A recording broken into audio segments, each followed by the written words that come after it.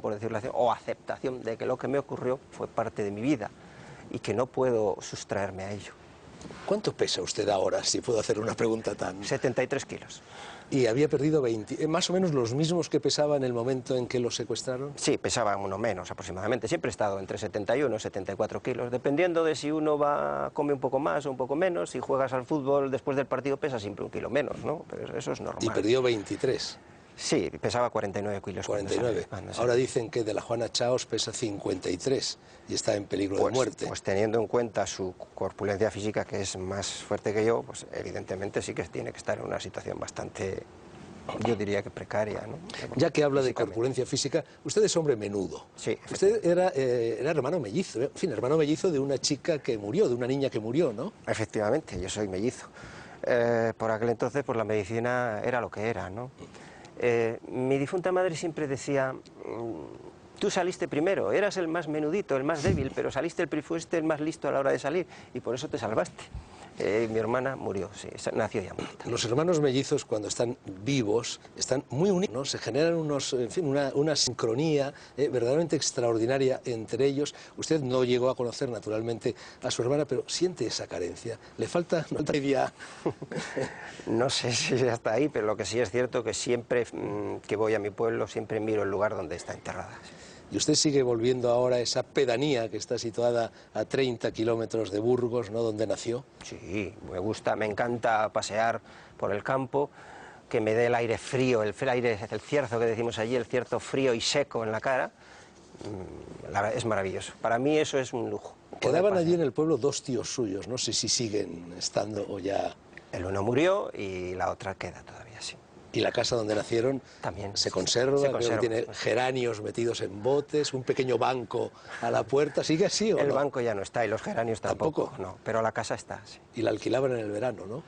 Sí, es de un hermano. Creo que la alquiló un par de veces, pero ahora ya no, la tiene cerrada. Bueno, vamos a hablar un poco de las secuelas con las que salió usted del Zulo, no solo los 23 kilos. Sueño alterado, pesadillas, sudores por la noche. Sueño alterado todo, era incapaz de dormir más de 5 minutos seguidos. Pesadillas, muchas también. Era una situación nerviosa, permanente, era... Pesadillas recurrentes, pesadillas que tenían que ver con el Zulo. Sí, después de las he tenido. Y durante el secuestro también, sí.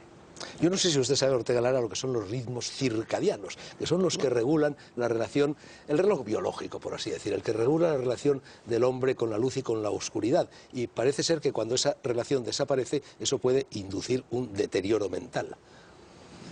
Lo desconocía. ¿Usted sintió...? Pero yo físicamente estaba un poco deteriorado y psicológicamente yo creo que más, bastante más. ¿Le dejaron un reloj, no biológico, sino un reloj de...? No, nunca, me quitaron el reloj. ¿Y tenía usted algún truco, algún sistema para saber, para contar el tiempo? ¿Cuál era ese sistema? Había uno fundamentalmente. Encima del Zulo había una fábrica, yo no sé de qué era, pero yo tenía controlado qué día de la semana funcionaba cada máquina. Y sabía que el día siguiente iba a ser festivo, mañana no tienen que funcionar las máquinas porque es festivo o porque es domingo. Efectivamente así era, ese era mi reloj.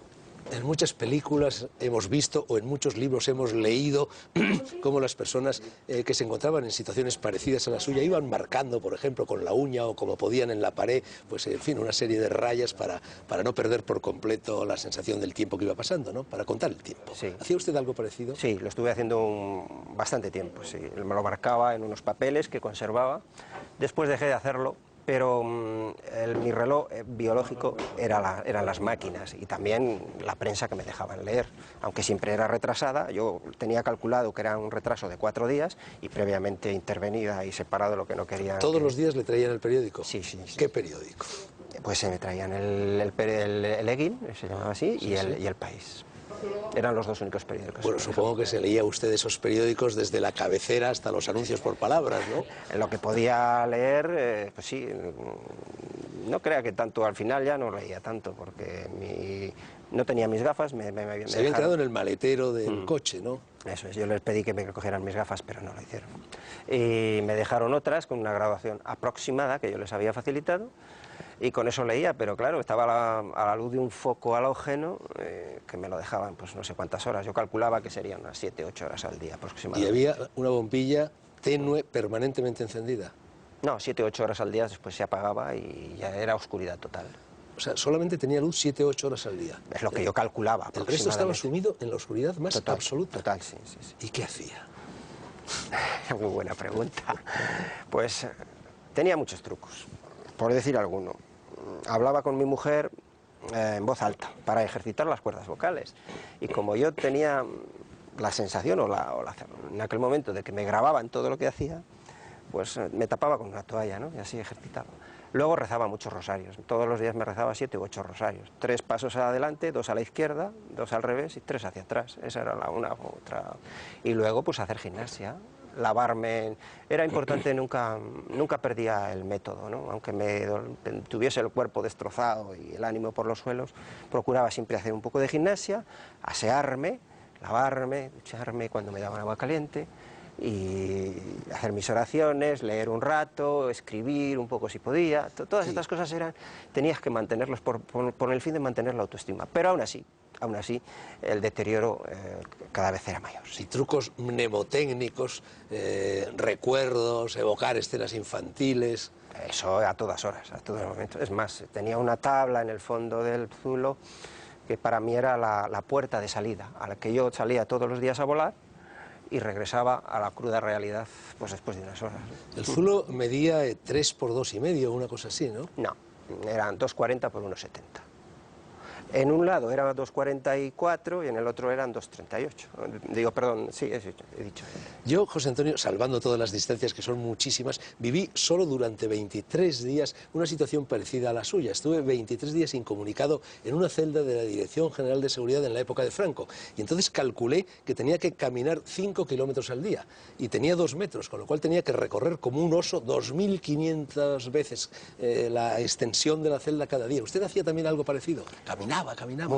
Muchas horas, caminaba muchas horas. Y además es que llegaba un momento en que ya ni te chocaba, es que no me chocaba con la pared, ya lo tenía calculado, eran 3 o 4 pasos, 2,5, 4 pasos, siempre en el mismo sentido, en la misma dirección y volver sobre los pasos. He leído que lo más molesto en realidad era una especie de ventilador, el aire que producía este ventilador. Sí, era el que introducía aire en el habitáculo, no había otra, pero sí es cierto que el ruido que producía, cuando yo ya estaba en una situación bastante mal, pues no me dejaba ni dormir, incluso a veces lo tapaba, a ver si dejaba de hacer ruido.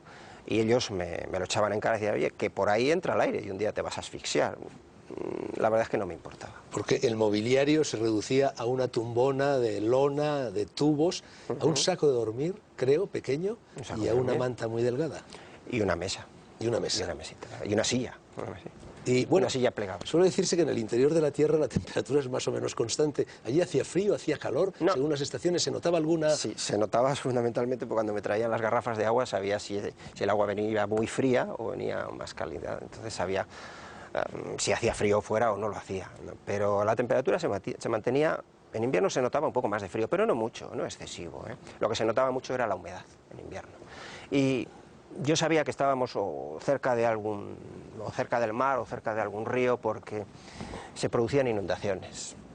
Entonces todo el habitáculo estaba recubierto por el exterior con una lona plástica, con un material aislante, y cuando había inundaciones se levantaba todo el suelo, pero el agua no llegaba a penetrar al habitáculo, luego estaba bien aislado con un plástico. Bueno, normalmente a lo largo... Una lona que, por cierto, era verde. A lo largo de 532 días, cualquier persona en condiciones normales suele coger una gripe, una colitis, me imagino que usted tuvo enfermedades en esas condiciones todavía más de las que habría tenido fuera. Muchos dolores de cabeza, muchos malestares. Y cuando les pedía algo me decía, si quieres una aspirina te la facilitamos, pero el médico no puede venir, aquí no podemos traerte un médico.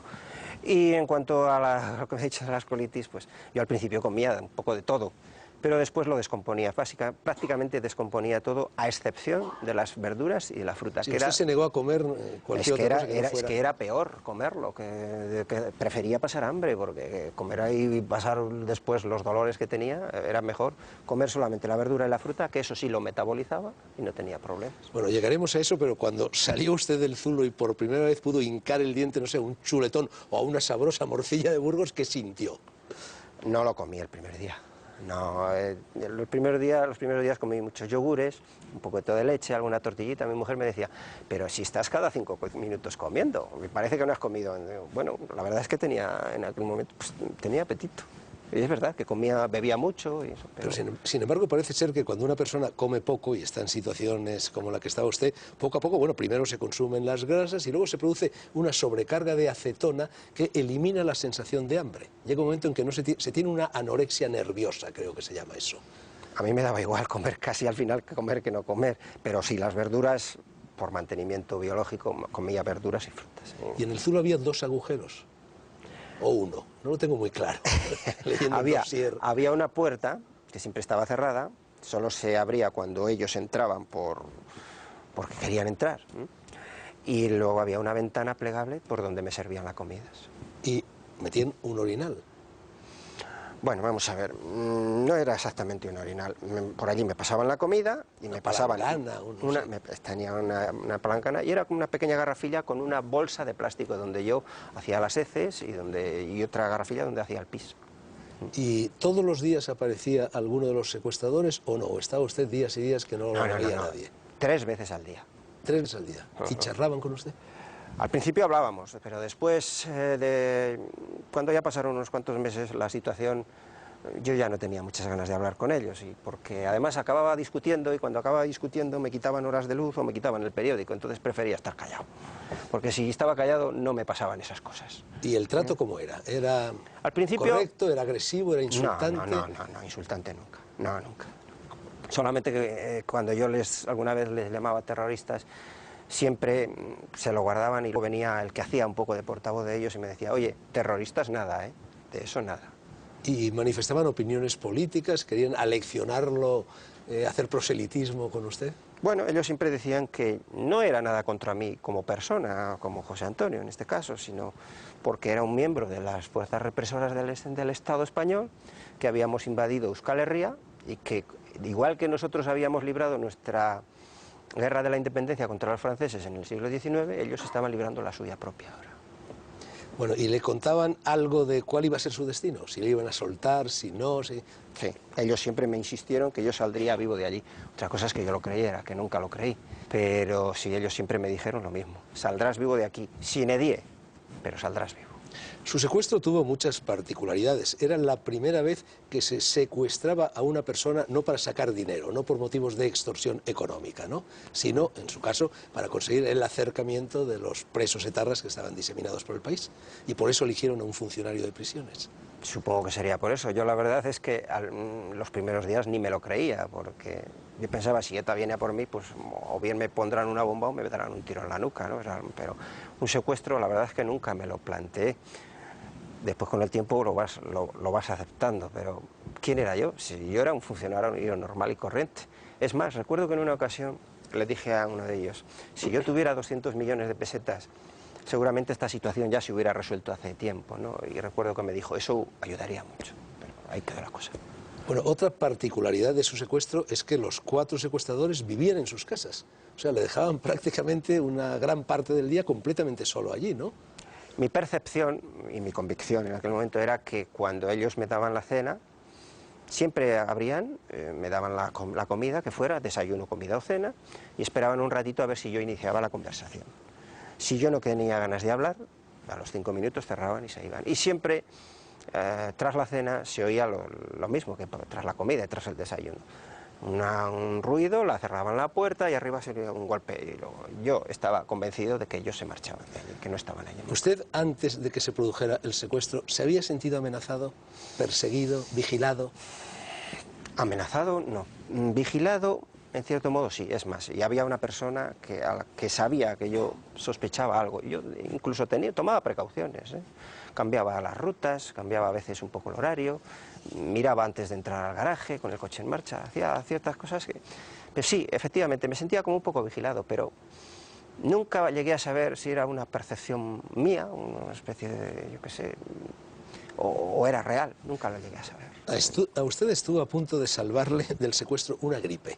Usted tenía una gripe y si la gripe hubiera durado 2 o 3 días más, o si usted no hubiera sido tan puntilloso a